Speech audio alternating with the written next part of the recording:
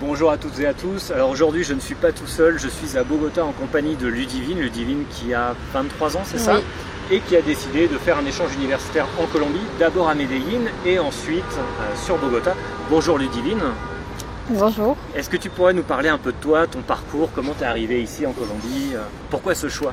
D'accord. Alors, mais tu m'as présenté, je suis étudiante. Je suis venue l'année dernière en échange universitaire en 2017 à Medellín, à l'université d'Antioquia.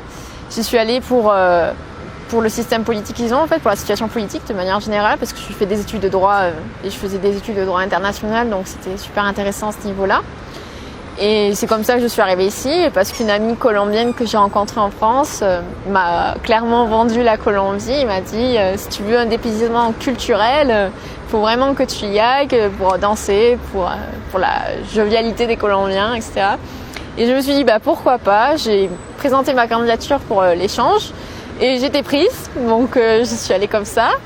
Et au bout de mon année universitaire d'échange, je suis tombée complètement amoureuse de la Colombie.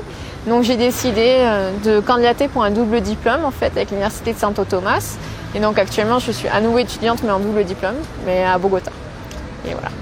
Tu nous parlais de choc culturel. Qu'est-ce qui a été compliqué pour toi ou qu'est-ce qui t'a le plus plu au niveau du choc ici? Qu'est-ce qui m'a le plus plu et le plus dérangé, on va dire au début, c'est l'amabilité des gens.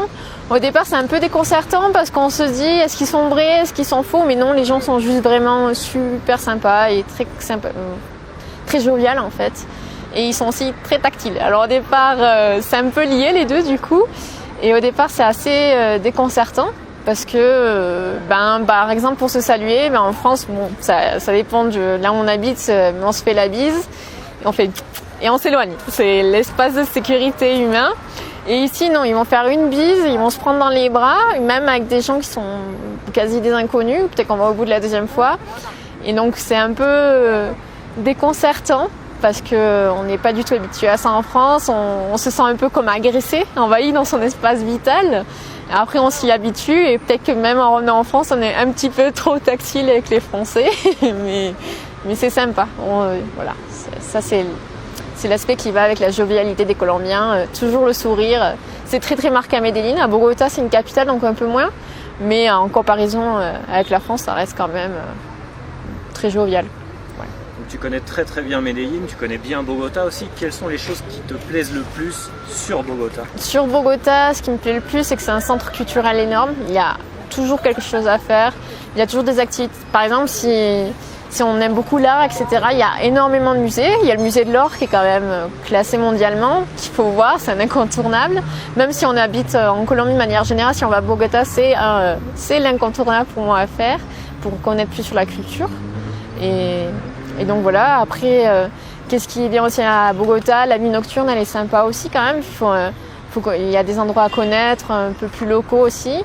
Mais il y a aussi des grands endroits, par exemple, ils ont le Théâtron. C'est la plus grande discothèque gay d'Amérique latine. Alors c'est une ambiance très particulière, mais c'est un dépaysement complet. Et surtout dans un pays comme la Colombie, où on s'imagine quand même... pays catholique, donc le rapport à l'homosexualité, etc. On s'imagine ça un peu drastique. Et par exemple, dans ces discothèques, on découvre le monde gay de la Colombie et c'est incroyable. Moi, j'ai adoré l'expérience, par exemple. Donc, et maintenant, sur Medellín, quelles sont les choses qui te plaisent le plus? Alors, Medellín, je pense que c'est une ville, en tant que touriste, elle est intéressante, mais pas plus que ça. Enfin, il y a quand même des choses culturelles, il y a le musée d'art moderne qui est très intéressant. Il y a aussi au niveau de la nature, aux alentours, il y a quand même pas mal de choses à faire. Il y a des cerros, il y a aussi la place Botero. Enfin, Botero était de Medellín, donc il y a énormément de choses à voir. Après, je pense que c'est une ville qui se vit, Medellín, surtout parce qu'il y a beaucoup de vie nocturne, les gens sont beaucoup plus aimables, beaucoup plus cordiales. Par exemple, dépaysement, trouver un stand d'empanada tous les 3 mètres de manière littérale, pouvoir boire ta bière dans certains quartiers librement dans la rue avec son groupe d'amis, il n'y a pas de problème. Et c'est très sympa, c'est un autre contexte. Pour moi, c'est plutôt une ville qui se vit et Bogota serait une ville qui se visite. Voilà. Ok.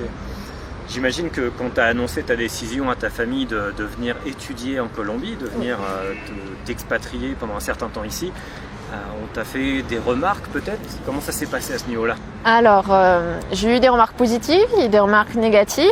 Positives, par exemple, ma mère, qui est pourtant d'une génération, elle a quasiment 50 ans, mais elle est pour l'aventure, etc. Donc elle a pris ça de manière très très positive. Après, par exemple, mes grands-parents ont été un peu moins réceptifs, un peu plus, voilà, est-ce qu'on va enlever notre petite fille, on va l'agresser dans la rue, est-ce qu'elle va nous revenir entière?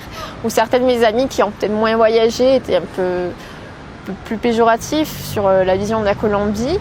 Mais je suis très contente de mon expérience parce que j'ai réussi à faire changer pas mal d'avis en fait à mon entourage.